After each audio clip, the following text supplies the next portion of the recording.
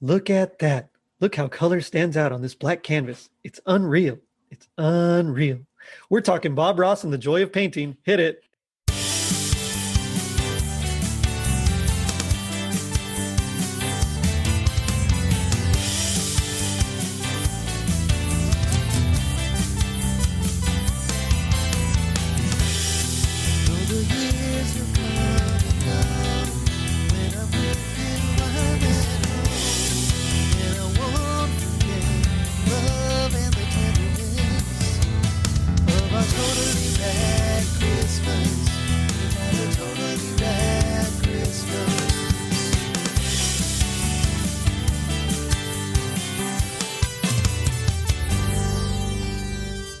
It was 1983.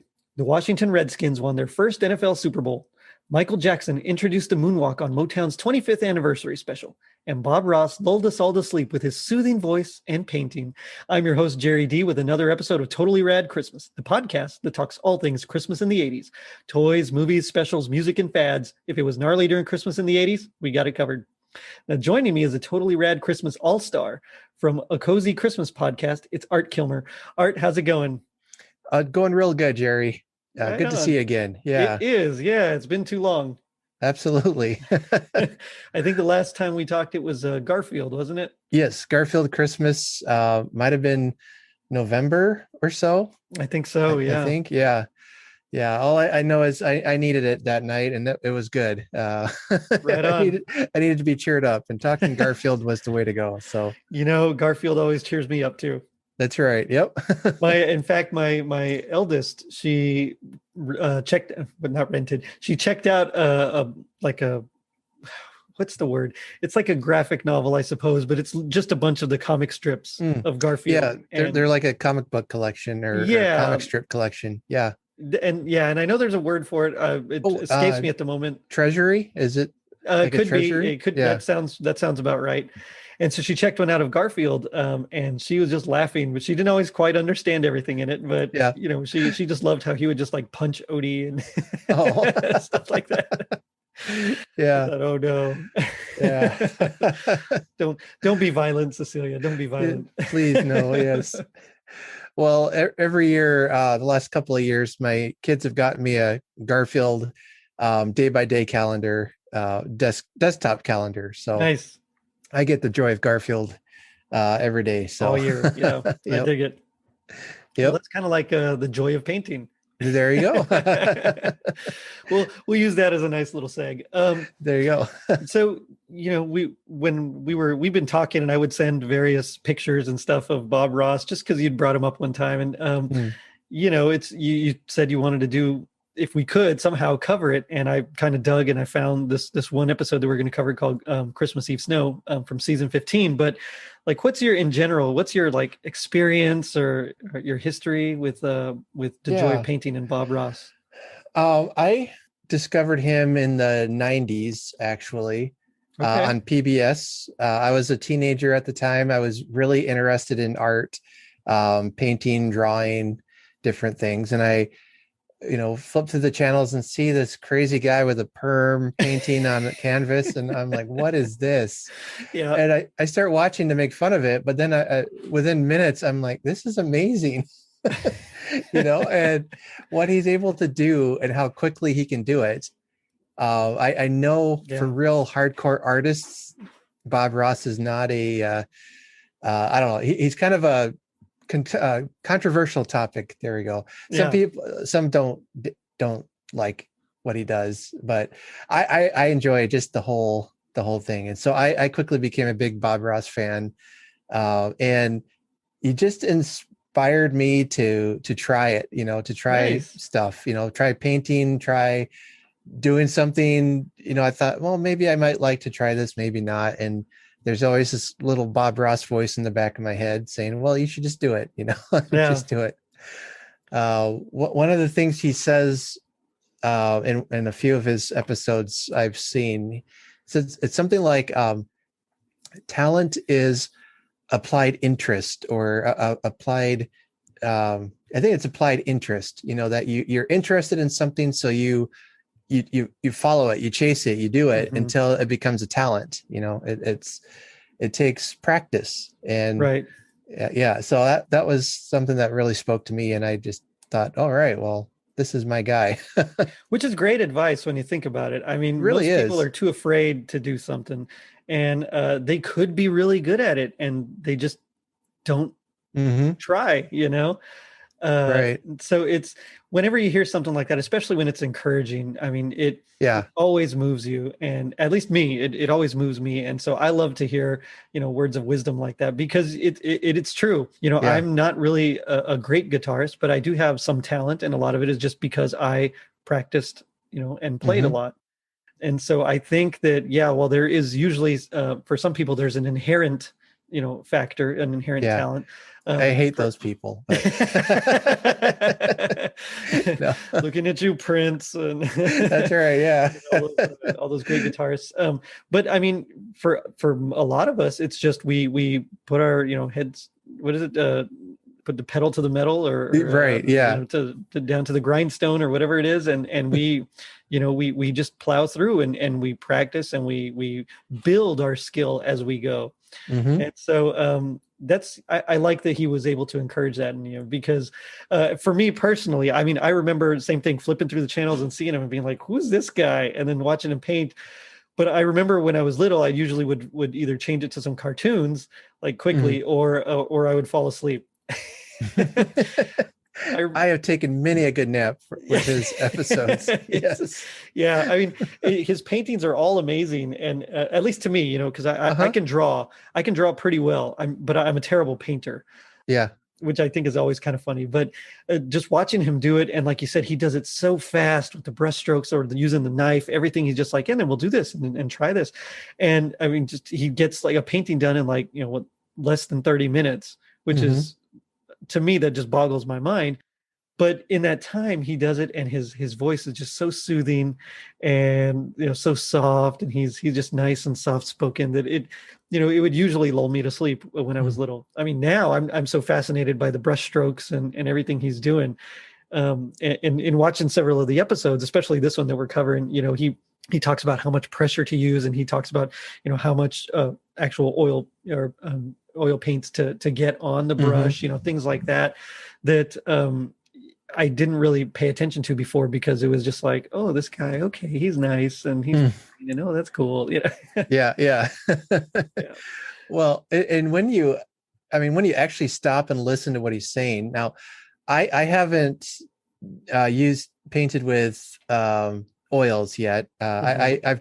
I've done acrylics, but those are a lot easier to use than um, oils are, but Gotcha. and cheaper too. Yeah. Yeah. But if you really listen to what he's saying, some of that is transferable about even just brush strokes and just painting guidelines in general. I think there's stuff that carries over, and I mean, he's helped me many a time and pictures I've been trying. So someday I hope to take a Bob Ross class and see how I do with oils, but I haven't Mhm. haven't been able to do that yet. Yeah, and then of course with this past year, I'm sure Oh, everything was much more yeah. difficult. Hmm. Yeah, because he would. I mean, it was like a big thing. He built this huge company, essentially. Hmm. It, and they would go on tours and give the lessons, and stuff like that. And I just thought that's really cool that an artist can do that, and just, like, hey, let me do this demo, and same thing, kind of provide, although a little bit more hands-on, but kind of provide just in-person instruction, which I thought was just very neat, because you don't really see that. But I mean, Right. he was just very smart with his intellectual property, I suppose, of the joy of painting. Yeah. Yeah. He was a incredible businessman, Yeah. and was able to market that. And I had seen or read somewhere that when people would tell him they fall asleep to his paintings, he took that as a compliment. And Nice. any way he can get people to watch the show or relax or just find some kind of peace, he was all for it. So Well, and speaking of, I mean, now I went to Target, and I saw they have like Bob Ross Chia pets, they have like yep. dolls, they have all sorts of Bob Ross merchandise, shirts. I mean, even Yeah. if you think about it, even Ryan Reynolds as Deadpool Oh parodied yeah, Bob Ross, in they one of his had trailers. the trailer. Yeah, that was awfully funny. It was very funny. Awful and funny. There Awful you and go. funny. Yep, I agree. Yes. I meant to bring with me, but I've actually got a Bob Ross bobblehead. Nice. Somebody sent it to me in the mail. I don't know who it came from. It just arrived at my door one day. So, Oh, right. That's awesome. So for any of you listening out there, if that was you, please let Art know if that. Please let me know if that was you. Yeah. He has a thank you card he's been wanting to send. But yeah, I mean, the guy was really, you're right. He was really smart with his business. And I know that like he kind of had a little, I don't know, maybe not spat is the right word, but I know like his former mentor kind of was a little upset with how his business took off and the mentor's business did not essentially. There's all kinds of I don't know, stories, rumors, half truths about that. I don't know what the real deal is, but right. And my understanding is they made up at one point, so I hope so. That's good. It's one of those things where your protege outdoes you. It's got to be rough.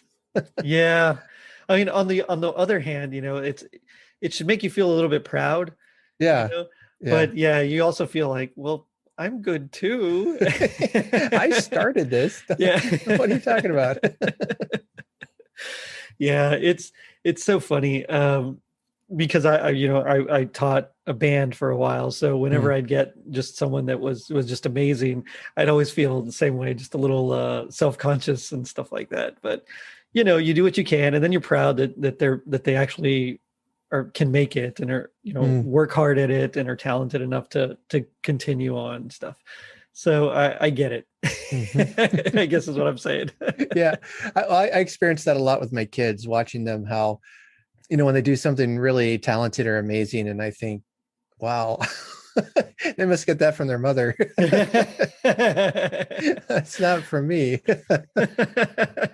But my oldest son, he's into music, and his senior year, it was this year, and he was able to he wrote a song for his high school band to play, and nice. They played it at the senior concert, and it was really cool. And his all of his music teachers were like, this kid was just so wonderful, and we can't wait to see what he does, and all this. And I'm gonna bragging on my kids, but no, go ahead. But he, I think, is definitely quickly becoming a better musician than his teachers are, just because there's a lot of natural talent there. So I think, well, they've been nothing but encouraging to him. So, which is always amazing. Yeah. Maybe they go home and they're like, oh, that stupid kid, he's so good. Well, I hope not. I hope not. No, we know his teacher's pretty good. So, or pretty well. So they're great. Great teachers. Oh man. But the joy of painting was, it was produced at first in 1983 by WNBC in Falls Church, Virginia. And starting the second season, it was actually produced by a different company. It was a WIPB in Muncie, Indiana, which for those of you that are Parks and Rec fans, you'll know Muncie is Jerry Gergich's favorite place to go. He's got a timeshare there. Yes. Now, have you seen any episodes from the first season? No, I haven't watched the first season. No. They're all on YouTube, all of his seasons, and season 1 is a riot because he's got these like shady glasses on with a gold chain. I think he has a gold chain, and there's actually music in the background, which is so distracting because I'm used to hearing nothing but his voice and the paint strokes. So after season 1, he got rid of the music and the cool shades and everything, and kind of settled into more what we recognize him as. But which I'm sure was much better. Yeah. Oh yeah. It's good stuff. I mean, of course, we're used to seeing him in just like the button down shirt and some jeans. He's got the big, afro curly hair kind of, perm, like you said, kind of thing. Of course, he's got his beard. And that seems to be like the standard fare. And as I was reading about it, it seemed like he chose that. He didn't want like anything really fashionable because he wanted it to be kind of timeless, essentially, something that could work in any time period. And I think he's right. I mean, button down shirts and stuff like that they are pretty classic. And so I think it was pretty smart of him. And Yeah. I could see how getting rid of the soundtrack is actually a lot smarter when you're trying to give instruction. Yeah, with the music, it's almost like a meditation, Right. But yeah, it just, and even just his visual appearance, the perm, the shirt, everything, it's just so identifiable. This a couple years ago, and I'll have to share a picture if I can find it again, but for Halloween, I went as Bob Ross, and nice. My son went as a painting. So I did a quick Bob Ross type painting, and he just wore the canvas around his shirt. And I put on a big perm wig and blue shirt and jeans, and everyone knew who I was. Yeah. That's awesome. But I'll definitely find the picture and let you share that too. Yeah, that'd be amazing. But Bob Ross himself was pretty amazing. I mean, he had like a whole military career before he started doing this painting thing, which right. I mean that blew my mind. I didn't even realize he was like what, almost 20 years, I think, in the Air Force. Yeah. He I don't know if he was a drill sergeant or what, but he was one that would yell at the other soldiers and things if they weren't doing what was right and all that. And I've heard that's why he doesn't want to yell anymore, and he talks softly because it really bothered him to have to yell at people. So I don't know how true that is. I don't know. I could see it though. I mean, if you're having to be, mean and ornery all day long, and then, for years, I could see how that would just grate on you. That's that. And that of course inspired one of my favorite memes of Bob Ross, that he was in the military, so if you make him mad, he can make your death look like a happy little accident. That's great. That, of course, happy little accident being one of his catchphrases. Whenever you make a little, we don't make mistakes; we make just happy accidents. Yeah. Note to parents out there: don't say that about your kids. And no, definitely don't say that. I'll tell you later why. Anyway, but yeah, he was a master sergeant, and they stationed him in Alaska. At what was it, something like Eielson or Eielson, something like that, Air Force Base in Alaska, which he was from Florida, and he mentions this in the actual episode that we're covering tonight. He mentions how he had never seen or really imagined such beauty as the Alaskan frontier, which is right. I mean, you see nowadays on TLC or whatever, the Discovery or the Travel Channel, that they have all those Alaska shows. But at the time, I mean, same thing. I didn't really imagine what Alaska was. I thought it was just ice and igloos, because I didn't know any better. I learned it from watching Bugs Bunny cartoons, and then seeing what it actually is. I mean, it's breathtaking out there, with the mountains and the trees and the wildlife and everything. And so a lot of his scenes are like inspired by Alaska, which is so cool. Yeah, I'd love to go to Alaska. My grandparents, on my mom's side, he was my grandpa was in the Navy, Navy, and so he was stationed in Alaska for a while, and he had just gorgeous pictures of mountains and animals and all this stuff. It's just, I don't know, that's those kinds of things just really inspire my creativity, just to see the beauty of nature and just, oh man, that's incredible. Well, I know he started off painting when he was like at a USO kind of club or something like that. And then from there he started taking classes, and he met I think that's when he met Bill Alexander, who was he had the magic of oil painting, and he kind of taught him in this it's called wet on wet style, where essentially you're painting over like a canvas that's already been has like a base of oil on it. It's also called alla prima. Of course, Bill Alexander's and I don't mean to talk bad about him. I hope I'm not spreading any rumors, but supposedly, and I'm going to say allegedly because I can't confirm. He said that he created the style, which is definitely not true. Right. It's definitely not true. I mean, it dates all the way back at least to the 15th century. So, I mean, I don't know how he could have created it if it goes all the way that far back. He's really old. like Monet used it, Van Gogh's used it before. Sure. Those are like the two most famous that I'd heard of. But I mean, it seems really cool, but essentially you're just painting over paint, which I guess is kind of, I guess that's different somehow than regular painting. Isn't that what you do in normal painting? I guess is it just the base coat? I mean, you're the painter, so I'll defer to your. Oh boy, I guess my understanding, and I'm not. I have a friend who studies art and art history and stuff, so she could probably explain this better. But I think you're basically mixing the paint on the canvas as opposed to mixing it on your palette, whatever you want to call it. I don't know why that works different, or why maybe it's just quicker. I don't know. When I've done mostly acrylic painting, and acrylics dry really fast. So you have to have everything ready, like the color, and because just about as soon as you get it on there, it's drying. Wow. Which makes it easy in some ways. If you're a beginner, it's very forgiving. If you mess up, you can just paint over it pretty quick, and no one knows. That's actually smart. I mean, that's a good way to start then. And that's kind of what he says too, where he says if you make a mistake, you just can go over it, and it doesn't matter.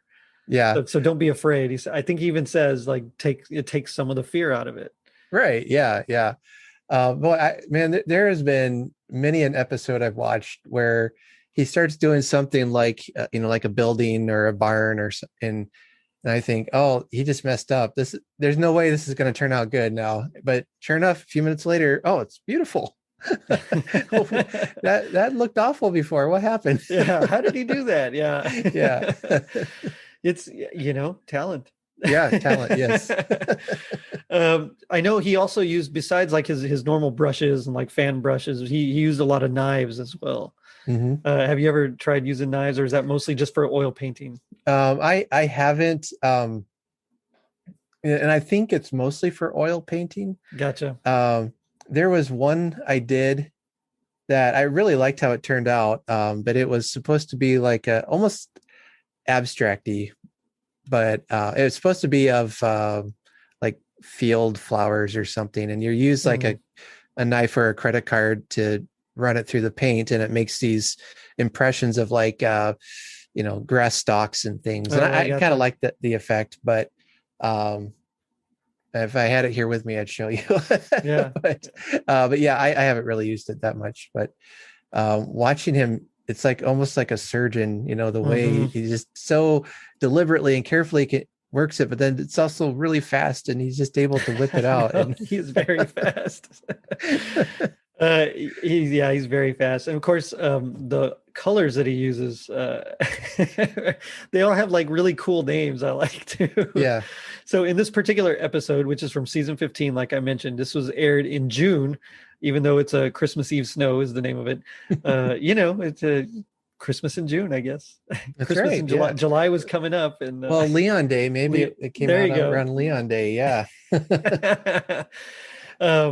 And so he uses, I think he uses, of course, titanium white. Then that lighter, it's almost like a brighter blue, that phthalo blue. And then he uses the darker blue, which is Prussian blue. It's almost like a midnight, like a navy kind of blue. Black, of course, dark sienna, Van Dyke brown, which is a lighter brown. And then I think alizarin crimson, which is a really cool color. It just sounds cool. Alizarin crimson. That's my superhero name. I was gonna say it sounds like a heavy metal band. Okay, that'll work. Yeah. But to me, it's just really interesting the way that he uses these colors and he mixes them to get the various shades. And then, he'll use various brush strokes on top of that to really just bring it all together. And so I mean, again, as like I can sketch, I can draw really well, but painting to me, it's just I never got painting. I just couldn't do it. And so just watching him do it and watching him do it like, so fast, with his 2-inch brush and then switching to his knife and then the fan brush. I mean, it's unbelievable, his talent and what he can do. Yeah. Yeah. And I think I'm too much of a perfectionist. And because when I paint, I want it to look really, I don't know, detailed or right or what. And he's more just throwing paint everywhere. And at the end, hey, look, we have a picture. And I don't know. It's one of those things where, I know I'm not I want to say I'm a fantastic painter or anything, and actually haven't done any in a while, a couple of years now. I think the pandemic just sucked all my creativity out, but I know how that goes. I've actually been painting little figurines. That's kind of been fun. I got a little snowman I did not too long ago. So, where was I going with that? I don't know. It was just really a happy little interesting. accident there. Yeah, my brain had a happy little accident. Yeah. Oh well. It was going to be insightful and deep, that's for sure. So that's all right. Yeah, you can always expect that. Well, one thing I did like and that I discovered was that he would actually create 3 versions of each of his paintings. Okay. Yeah. So the first one would be kind of like his template for how he would do it. Then the second one, was what he would paint on air, and then the third one would be a little bit more detailed and like he'd take his time a little bit more, and that's what he would use in his instructional booklets. So I thought that was pretty cool. And then he'd donate all of them, or usually, sometimes he kept them, but most of the time he'd donate them to either the Smithsonian or to various like PBS stations, just for I guess fundraisers or just so he can have as well in their collections. And so that's really cool to me that he would do that. But I mean, he does seem like that kind of guy. Yeah. I had heard the part where he would donate them to PBS stations, and I just thought that's neat. It is neat. Yeah, you could sell them, make millions of bucks, or as he calls it, a happy buck. Yeah, happy little buck. Yeah, happy little buck. Yep. But he gives them to the PBS stations so they can have them for however they need it. So that's neat. Yeah. And just in general, I like the way, and I know it's going to be hard to talk about the visual details of painting on an audio medium, but we'll do our best. That's right. So in this particular episode, Christmas Eve Snow, he starts with a canvas coated in black gesso, which is different from black house paint. I guess it's a little more wet, and so it's easier to actually maneuver your own paint and have it stick better on this gesso. Which again, it's cool that he gives those kind of tips as he's going. A lot of times the people don't. They're just, you look at even cooking shows, sometimes they're just like, all right, we're just going to sweat these out real quick, but they don't tell you like, okay, what temperature to put it on, do whatever, and so I like that, that he actually is a little more detailed with some of his strokes and his projects. Yeah. This guy's good at everything. He's a good teacher, good painter. Yeah. He somehow could take the time to explain these things and then still have it all done in 25 minutes, I know, it's crazy how fast he would work. So like in this episode, he starts off with the sky. And so he just gets a little bit of the, of some of that blue and just kind of waves it around, mixes it a little bit with the white and just essentially kind of just gives like a base coat with like these crisscross strokes. And then from there he goes and he creates his happy little clouds, which he says he would like to be. If he could have one job, he'd like to be a cloud. Just yes. I mean, that was my favorite quote. Yeah, that's one of mine. His lifelong ambition is to someday be a happy little cloud. A happy little cloud, just dancing back and forth. Yep. I mean, you got to live a pretty good life. That's your reward or your goal is just to come back as a cloud. But so he starts off, and that's where he's using his 2-inch brush, and then from there with the 2-inch brush he starts doing his clouds, and he mentions how he only uses like the corner of the brush, and he just kind of do little circles as he's making these clouds, and then he kind of takes it and just smooths it together, which I thought was really cool. Essentially just doing like what I consider, and I hope I'm not being politically incorrect here, but like Mr. Miyagi paint the house strokes on it, the back and the forth, I can't remember what he says. It's been ages since I've seen that. But yeah, I know what you're talking about. Yeah. yeah. Because he's, they do paint the fence. There was and then he has him paint the house, which is the side motions, Yeah. And so that's kind of what he does to smooth it out. It's just like these little strokes. And then what I really thought was really cool was he takes his brush and he lifts it up. And so he gives like upward motions, kind of circular, but mostly upward to really blend it all together. And so from there, like right away, you see like, wow, these actually look like clouds now. It's so cool. It is. He's doing magic is what it is. Yeah. That's exactly right. But when he first put the white strokes on, I thought that looked really neat. Just the kind of white on the color. The colors just pop. Yeah. And so then when he starts adding the circles, that's the part where I think, oh, that doesn't look so good. But then when he gets done, it's like, oh, no, you're right. That just worked perfectly.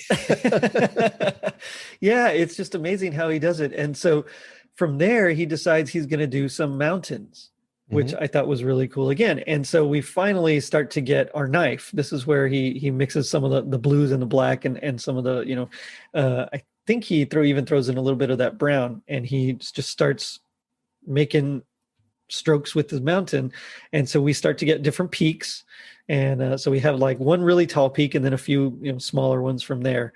And then he kind of adds shading, which again was brilliant. So first it's Alaska, so it's snow. He's doing a snowy scene, so he uses the white, but not just white by itself. You got to mix in some of those other colors. And so I think he even says he's looking for more like a grayish, like a grayish blue kind of color. And so he mixes the different ones together, and he starts adding the shading, and just watching him work it's mesmerizing.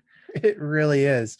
And it's right about there where I fall asleep. So I've watched this episode now about 3 times. Yeah. And I think I fall asleep at different parts, but yeah, I think I've seen it all now, but no. But I love how he does the mountains. Have you ever lived around mountain areas at all? I never have. No. The only mountains that I even recall seeing were in Arizona when I was on a conference for for music, for religious music. And okay. So you could see in the distance, you could see the mountains, and they were, I mean, just wow. But I've never lived around mountains. Yeah, I lived as a teenager. I lived in Washington State. Oh, wow. Fun fact: Tim Babb and I both lived in Port Townsend, Washington. I didn't realize that. So nice. That is cool. Yeah, a little shout out to the West Coasters there. So, yeah. Anyway, random side note. No, that's okay. But yeah, where we lived in Port Townsend, you can see the mountains, the Cascades, and they're just all around, and you can see them in the distance. But how he paints with that knife, I mean, that's what they look like when you're looking at them from a distance. It's that those broken colors, the white with the blue shadows and all that. It's just, I love watching him paint the mountains, because I don't know if anyone knows this, but there's no mountains in Iowa where I'm living right now. And it really makes me sad. I think I'd heard that. Yeah. Yeah. It's mostly farmland. Yes. Farmland. We got cows. We got corn. She was from Iowa, and I had once heard of Iowa from Field of Dreams. Yes. Yeah. Yep. But yeah, so he starts off with the knife, just making the general shape, and then he adds a little bit of that. Again, it's like the blackish, bluish, brownish color. And so he with the 2-inch brush, and he starts smoothing it out. And then he adds the snow, which that's where to me it gets unbelievable, because you're right. I mean, even at a distance, or even up close, I should say, yeah, it's still kind of a mess. You can tell it's not perfect yet, but you can tell it's kind of mountainous. And then of course the camera pans back and you can actually see that I mean, it really does look like mountains. And then he starts blending in from there and adding the different shadows and the grays. And I like how he mentions, he says, okay, we're just going to use like the lightest stroke here. We're just going to always follow the curve of the mountain, the shape of the mountain. And then he builds in valleys. Is like leave a little bit of dark in there sometimes, to give texture to it. So that's neat because, like when you're coloring, especially me as a kid, when I would color something, I would always try to color it all instead of realizing that no, there's shades to everything. And sometimes there's shadow. Yeah. Yeah. Yeah. Yeah. And these are things that transfer over well to other mediums, like, even crayons and acrylic paints. I tried a few paintings where I painted the canvas black and then painted something else over that. And even just having that black underpainting, you never see it, but the colors just look different and it's amazing. And they just pop. And that's what he was cool. saying too. Yeah. He loves using that black base because it does bring out the color a lot. Yeah. Yeah. That's neat. Yeah. Yeah. No, just some Bob Ross. That's right. Yeah, but it's pretty cool. So he starts adding the shadow there with the blues and the grays, and he starts mixing, and it's really unbelievable because he starts doing that same kind of lifting technique and blending, and he uses that brush to really just kind of get a lot of airiness, which he calls like a misty layer, which I think is what you're talking about with the mountains. There is kind of that at least what I saw when I was in Arizona was, you could tell that there was like, I guess mist is the best way to describe it, but it's almost like just a blurry kind of feeling between what's in front and then the actual mountain. And so he was able to capture that just by blending it with that brush and doing the lift technique that he kind of did with the clouds. Yeah. Yeah. Again, when you really look at it, he's not doing anything complicated. And in some ways he's just repeating himself. But different setups, then you get this entirely different result. Exactly. And it's amazing how much your imagination fills in. As well. You're right. Because I think he sometimes will say something like, you want to give the impression of this, an impression of shadow. Even like the colors you use, if you use a blue on the snow for shade, it really implies that cold feeling in your brain just kind of fills it in. Like that's what it's supposed to be. Yeah. And it works because you could tell, I mean, just looking at the finished product, I mean, I was like, this is a cold Alaskan night. There's snow everywhere. They're trying to get to church, on Christmas Eve. And I mean, it's just like, I get it. Yeah. Which is strange because in the valley, where I grew up, it's all sun most of the time. I think it snowed on Christmas Eve like once. And most of the time it's like in the 70s. That sounds awful. Yeah, Christmas is usually in shorts and a t-shirt. Right. But after that, he begins adding his trees. And so this is where he got the little brush, that fan brush, and he would say, don't be afraid to load it up, all the way to the ferrule, load up that paint, on both sides. And then he kind of does like just little back and forth strokes on each side to kind of give the impression. He even, I guess not tap, maybe tap is the right word. He would kind of tap the canvas with it just to make it look, as if it was leafy, I suppose, or branchy. Yeah. I don't know if that's right, if that's even a word, but I wish I could, like, he could show me how to do that, because I've tried, and again, I'm using acrylics, so that might be a difference. Yeah. But because aren't oils thicker? Yeah, I think they would be. Yeah. Yeah. but I've tried, and it just looks like this green blob. The blob is overtaking my village. No. Well, I know what he was saying was you have to aim the bristles a certain way. He mentions having the bristles angled down, I think, when he's making Right. these trees. But one thing I do love is that he's not just doing a straight line. He actually he's like, okay, well, let's provide some some depth and character to this. And so he started making the trees a little bit higher on one side, and then same thing on the other. And which again is mimics nature, which I mean, it's not just a straight line like you would draw when you were a kid. You draw your green ground. Yep, one line. One line. That's there right. We go. Like, look, I drew the ground. No, but he builds that into it, as he's going, which again was a nice effect. And so he gives that base layer of trees in the background and just evergreens in the background. And then we start getting like our real painting. Of course, in between each one of these, he uses some paint thinner or paint remover, and then he kind of wipes it, and then he bangs the brush to get the excess paint off. That's right. He beats the devil out of it. Beats the devil out of it. Yep. Yeah. Another catchphrase. Yes. Yeah, I love his phrases. The happy little accidents, the happy little trees, beat the devil out of it. Yeah. And we have to start making some big decisions here. No, that's right. That's a line I have adapted into my everyday life is if I have decisions to make, I'll tell my wife or my kids, well, I've got some big decisions in my little world today. I'm sure they love it. Oh yeah. It's getting to be like a dad joke by this point. But, yeah. But I mean, he's very entertaining, but at the same time, it's very soothing and calm, and so it still just blows me away that he's able to do this in this amount of time and remain calm. If I only had like 30 minutes to do something, I mean, I'd be freaking out too. Yeah. That's right. Frantic. Okay, let's get this done. Come on now. Okay, now you're going to do this because we got to go. I'd start talking faster. I naturally start talking faster when I get excited. Sure. But no, he's nice and calm and he gets it done. And we're just going to add our trees.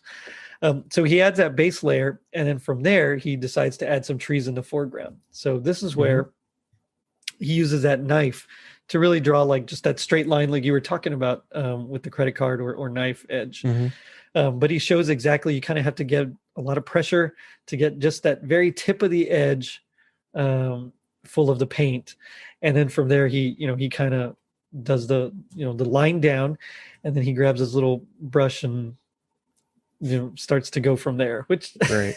Again, it's like, how do you do that, man?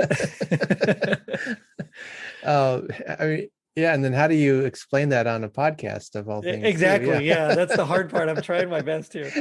Oh, I mean, I'm being entertained by all your hand motions. I know. So. Yep. It really transfers over into the podcast. Oh yeah. This is going to be golden. But so he takes his brush and he draws his line with the knife. He takes his brush. He starts adding the. I was going to do it again. I was going to. Okay. No, that's fine. I'm sorry. Yeah. Go for it. He starts, again with the fan brush, just dabbing, and he gets a lot of paint on both sides. And he just starts essentially just tapping, and dabbing, and making his foreground trees. And so he makes a nice, really big one there in the center left, and then he adds a few others on the far right as well. And so we kind of have the image or the impression of distance, because we had those tiny trees, the tiny evergreen layer that he had in between the mountains in that like little mist area, and now we have these foreground trees. So already we're getting to see some of his talent at foreground and background and shadows. Yeah. Which again is something really neat, because in order to make a painting successful, it has to, at least a landscape, it's got to look like an actual landscape. And so already we're seeing that he's doing that just by including foreground and background formations. Right. Yeah. And I don't know if, his painting style is what influenced my interest or my favorite kind of art, but I love landscape paintings. I mean, those are my favorite. And I don't know, sometimes you go to a museum or something and you see some of the modern art and all this, and I'm like, okay, I'm glad you like that, but Yeah, I I know what you mean. I just want it to be a picture of something, and some might say, well, why don't you just take a photograph of it? Yeah. But I don't know. I just like, I love nature, so I'm drawn to the landscape kind of painting, and don't make it too obscure or too weird. Just paint the picture and Yeah. let me enjoy it. Yeah. Yeah. That's what I like about him. Yeah. You're right. And I totally get it. I mean, some of the more abstract things to me is just like, okay, why not? Sure. So He's got his trees, he's got his mountains, he's got everything, that part, but he doesn't have any ground, essentially. mhm. So now we start adding the snow layer. And so he just takes his big old, brush and just starts adding a nice white and a little bit with blue mixed in, and essentially just paints the rest of the bottom half of the canvas. And of course it's not a straight line. Again, it's arced and gives some hills there, but he just crisscross motions and gets the bottom half covered in snow. And I like what he does here with the trees, because he kind of, again, blends it in at the bottom so that you don't actually have to like paint tree trunks, which is what I noticed. Yeah. Smart guy. Very smart. Yes. Yes. I've only got 20 minutes. I can't spend time on this. That's right. I can't be too detailed. There's only 20 something minutes here. Right.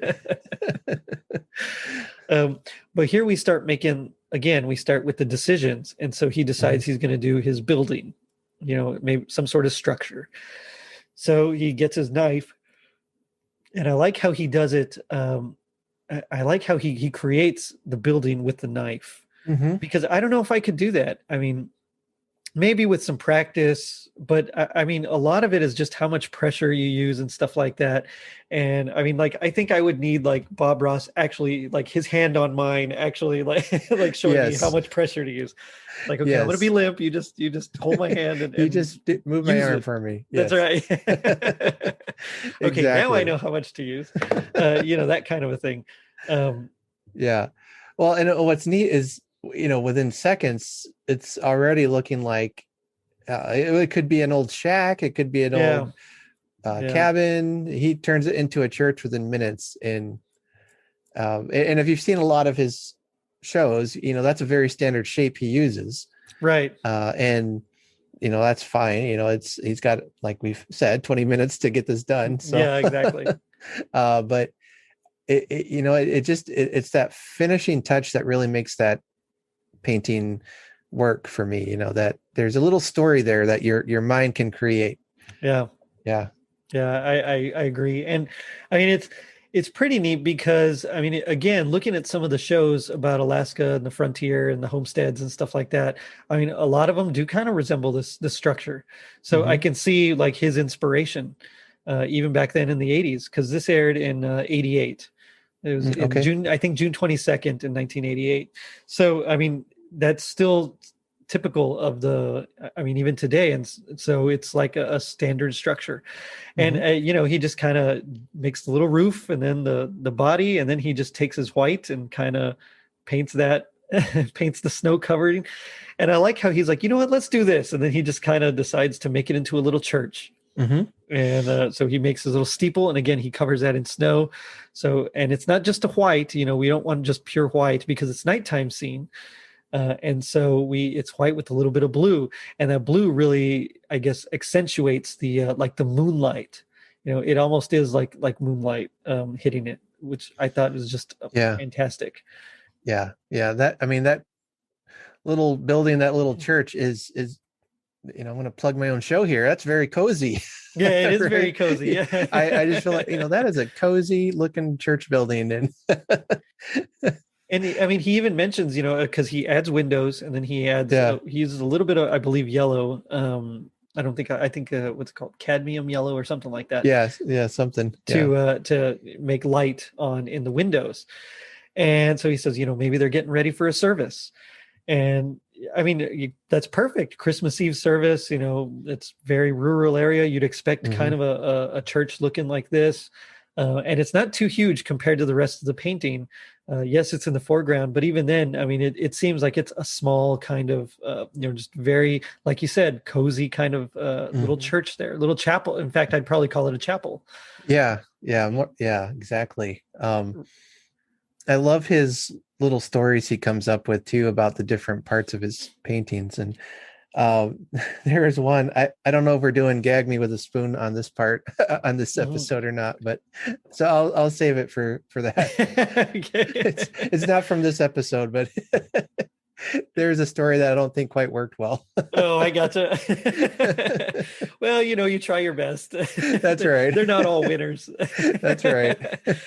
But yeah, and so after he's finished with the church, he just adds a little bit of shrubbery, and again, a little more like some small evergreens in the foreground, and that's basically it. He finishes, but I like it because, I mean, you can, as soon as you see it, you know what's happening. It's there's some sort of service going on, and of course, the fact that he mentions it helps.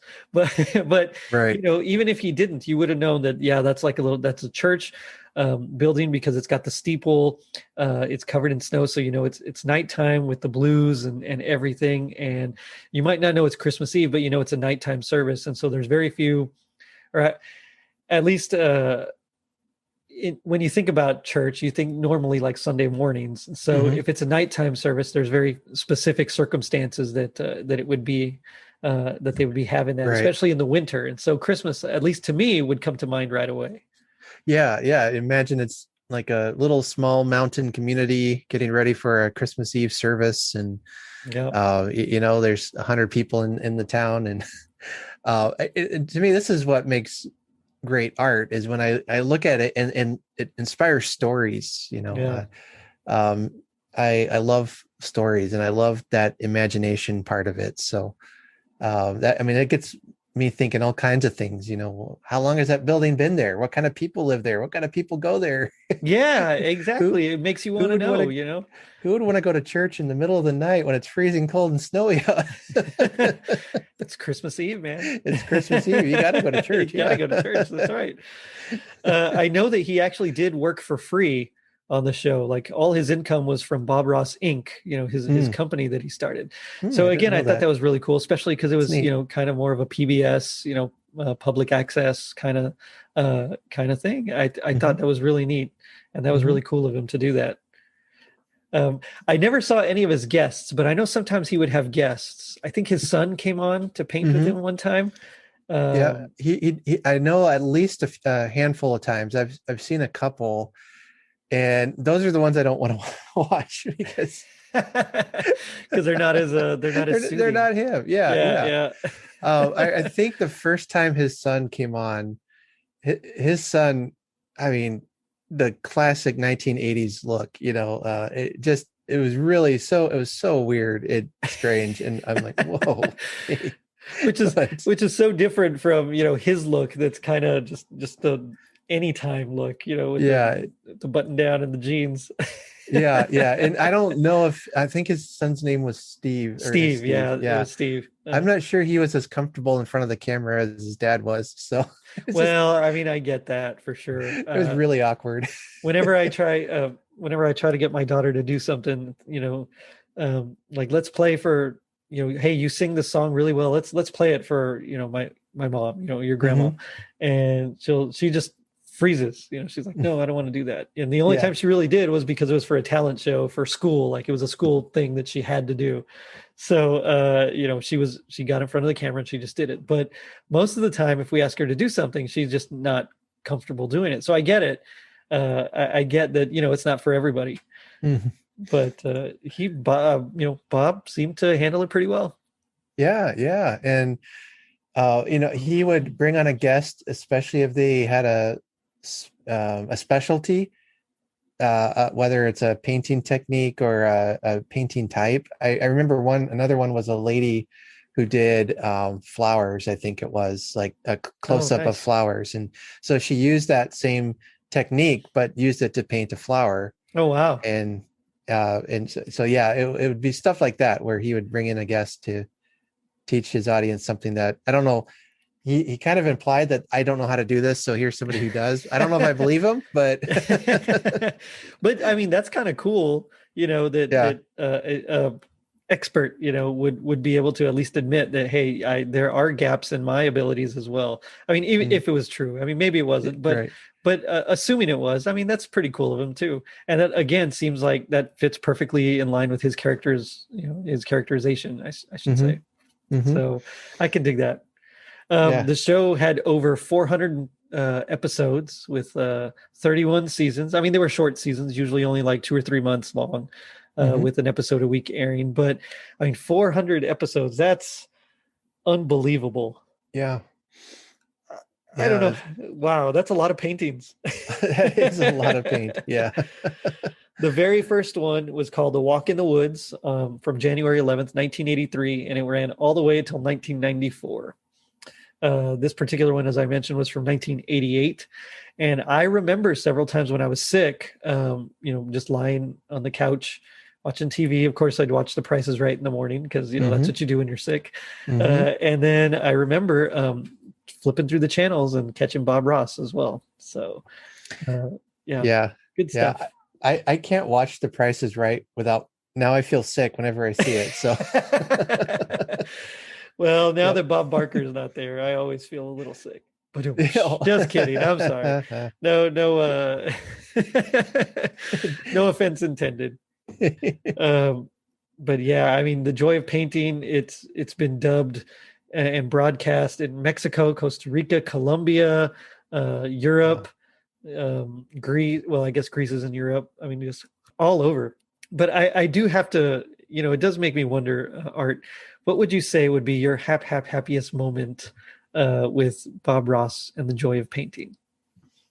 Well, it's in the title, the joy of painting, finding joy in creating something. Yeah. And almost like he's giving us permission to try it, whether it's painting, whether it's building something, and you think, oh, I don't know if I can do this, all that, and just his gentle encouragement to just do it. I guess that's Nike, but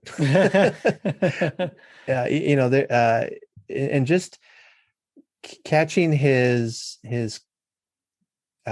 peaceful, calm, joyful approach to life too. It just was always very inspiring. He's one of those guys that I have in my mind that I would love to be like him, or there's personality traits that I want in my life. So kind of big picture here, but he just I have found him to be very inspirational, just to get out and do stuff. That's awesome. Not be afraid to try, and remembering there's no accidents or no mistakes, just happy accidents. Happy little accidents. Yep. That's cool. I think for me, the thing that I remember most about him and just what makes me happiest is just remembering that time, times I should say, when I was just not feeling good, and I'd see this guy, and sometimes when you're sick, you have a hard time getting comfortable. You can't sleep. You can't relax because you're just so exhausted, or whatever it is, you're drained, but sometimes you just can't quite get there. And just hearing his voice and just falling asleep to his show, I mean, it always put me to sleep. So I knew that if I couldn't sleep when I was sick, I could put that on and it would help me. And then you wake up and you feel a lot better. So I got to say, thank you, Bob Ross, for putting me to sleep. Yes, absolutely. Yes. But I think we are going to do Gag Me with the Spoon tonight. So okay. This is where we do our best impressions of our least favorite parts of the show, or in general. And no bragging, or I guess just bragging rights tonight. That's all. It'll be nice and calm. There we go. Yeah. But yeah, go ahead and just kind of. All right. I tried to find this exact quote, but I couldn't find it. But it was in one of the paintings he was doing, and it was a winter scene. It was a little hunting lodge by a river, and he, like he does, he usually tells this story, and he said something like, "Well, there's this old abandoned fishing shack here, and years ago, the old fisherman went out one day onto the ice and fell through and got swept down the river, and nobody ever saw him again. It's like, That's oh my goodness, Bobby just killed someone. That's a depressing story. Yeah, I'm like, that didn't work. Yeah. And for me, I actually really like the concept. I just the way his delivery is what made me laugh so bad. I thought, oh no, that's no, Bob, don't. But it's in this episode when he says, "What's the job I want in my next life? I want to come back and be a cloud and just float around, have a good time all the time." There you go. Yeah. I just thought that was funny. Have a good time all the time. It's like you don't say time twice in a row. But yeah, that was just it's fun. And his voice is just so it's fun to try to emulate and just do his little mannerisms and everything. I enjoy it so much. I really do. Yeah, I do. And one of the quotes I loved from the show, when he was talking about Alaska, he said, God was having a good day when he made Alaska. Yeah, that was one of my favorites too. I love that. Yeah. Oh man, I love that. I don't know what kind of a day God was having when he made Iowa, but I want everything to be just flat. Well, it's actually not that flat here. Oh, I got you. I don't know. I've never been. I'm just compared to Alaska. Yeah, it's pretty flat. So gotcha. Yeah, and Texas, things are just hot. Oh yeah, hot and lots of cactus and mesquite everywhere. Yeah. But it does make me wonder. G.I. Joe, they taught us that knowing is half the battle. What would you say is the other half? I'd say the other half is knowing that if you don't put thin paint on top of thick paint, you just get a big muddy mess on your canvas. So. Nice. That's better than mine. Mine is so if knowing's half the battle, the other half is speaking low and slow enough to simultaneously entertain and put your viewers to sleep. That's everything I strive for in my podcast. There you go. There you go. Oh man, Art, it's been so much fun talking with you. Oh yes, always and remembering this and what a great show and what a great guy. But tell me about your show, Cozy Christmas. Yeah, we are quickly approaching our 1-year anniversary, about mid July. So the